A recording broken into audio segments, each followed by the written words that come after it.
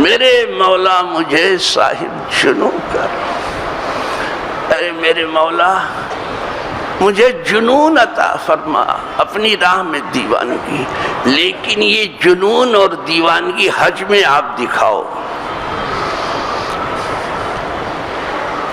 لیکن بارگاہ رسالت میں عقل کے ناخن لو،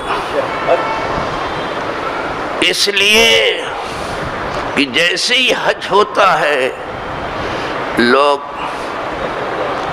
ویسے ہی مدینہ پاک کی تیاری کرتے ہیں،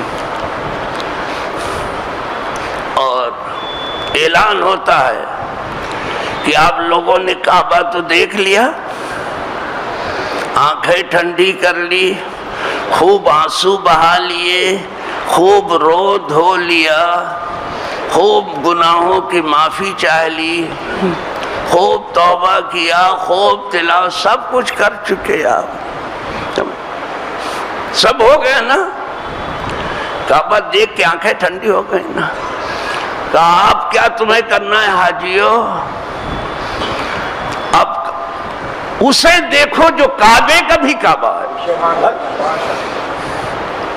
ابھی تک کعبہ دیکھا ہے نا، اب اس کو دیکھو جو کعبے کا بھی کعبہ ہے، کعبہ بھی اسی طرف جھکا ہوا، حاجیو آؤ شہنشاہ کا روضہ دیکھو، کعبہ تو دیکھ چکے، اب کعبے کا کعبہ دیکھو۔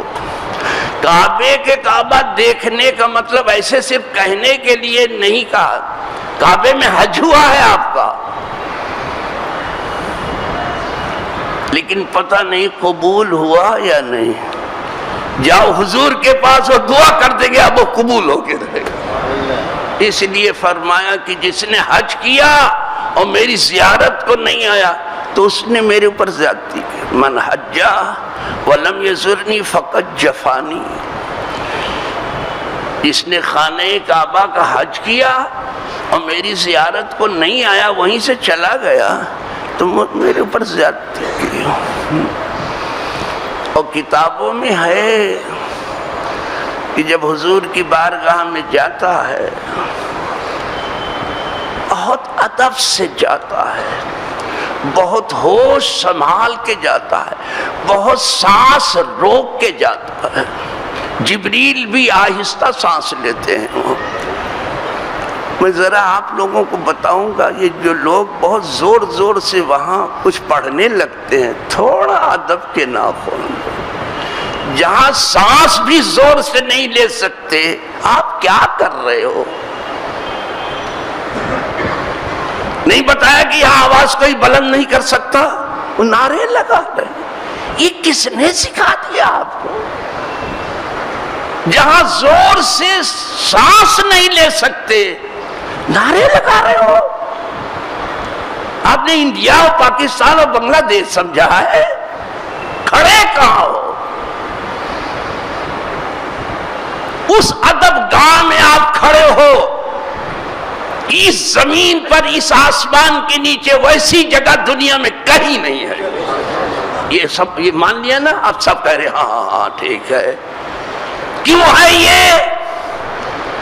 اس لیے اس جگہ جو آرام فرمایا ہے، یہ زمین آسمان سب انہی کے صدقے میں ہے، تو یہ حج بھی ان کے صدقے میں ہو رہا ہے۔ اگر زمین آسمان سب صدقے میں ہے ان کے، یہ حج بھی صدقے میں ہو رہا ہے۔ اور جب قبول ہوتا ہے تو وہاں ایک حج اور مل جاتا ہے، لکھا ہے کہ جس نے حج کیا اور پھر حج کرنے کے بعد زیارت کو آیا اور اس کی زیارت ہو گئی، کتبت لہو حجتان، اس کے لیے 2 حج لکھے جاتے ہیں، ایک تو مکے میں ہوا تھا، دوسرا کہاں؟ مدینے میں ہوا۔ ایک حج مدینے والے کے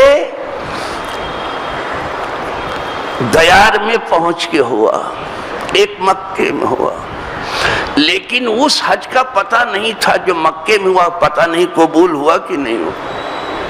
کوئی نہیں کہہ سکتا میرا حج قبول ہو گیا، کوئی نہیں، لیکن مدینہ پہنچ کے ہو جاتا ہے۔ لکھا ہے کتبت لہو حجتان مبرورتان، 2 مقبول حج لکھے جاتے ہیں۔ ایک حج مکے میں ہوگا، ایک مدینے میں، اور یہاں مقبول ہونے کی بشارت بھی مل گئی کہ وہ حج بھی جو تم نے مکے میں کیا تو وہ بھی قبول ہو۔ حضور دعا کرتے ہیں اس امتی کے لیے۔ یہ تو حج ہو گیا۔ اب وہاں مکے میں عمرہ ہوتا ہے، مسجد عائشہ جاتے ہیں، جعرانہ جاتے ہیں، عمرہ کرنے کے لیے احرام باندھ کے آتے ہیں۔ تو مدینے میں کہا مدینے میں بھی ہے، تم چلے جاؤ مسجد قباء، مسجد قباء چلے جاؤ، 2 رکعت نماز پڑھ لو، 1 عمرے کا ثواب ہو گیا۔ وہاں کچھ بھی نہ طواف کرنا پڑا نہ دوڑنا پڑا اور عمرہ ہو گیا۔ وہاں عمرہ بھی ہو رہا ہے۔ من تطہر فی بیتہ ثم اتی مسجد قباء کانا کا اجر عمرہ۔ دیکھا، جس نے گھر سے طہارت کر لی اچھی طرح سے، وضو وغیرہ ٹھیک ٹھاک کر لیا گھر ہی سے، پھر مسجد قباء آیا، چل کر کے آیا، بہتر ہے چل کے جاؤ یا سواری سے گیا،